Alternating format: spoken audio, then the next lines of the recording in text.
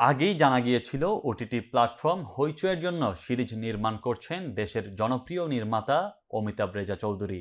সিরিজের নাম বোহেমিয়ান ঘোড়া। এতে প্রধান চরিত্রে অভিনয় করেছেন অভিনেতা মোশাররফ করিম।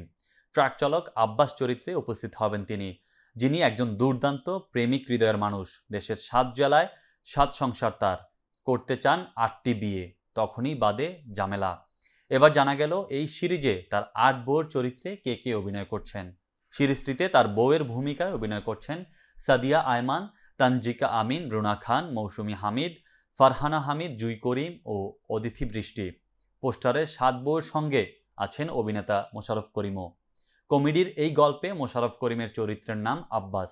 তাকে ঘিরেই এগিয়ে যাবে সিরিজের গল্প। এর আগে অমিতাভ ঢাকা মেট্রো বানিয়ে প্রশংসা পেয়েছিলেন। এটি ছিল একটি রাস্তার গল্প। এবার আবারও এমনই একটি গল্প নিয়ে আসছেন এই নির্মাতা। ঘোষণাটি আসার পর দর্শকদেরও আগ্রহ বেড়েছে সিরিজটি নিয়ে।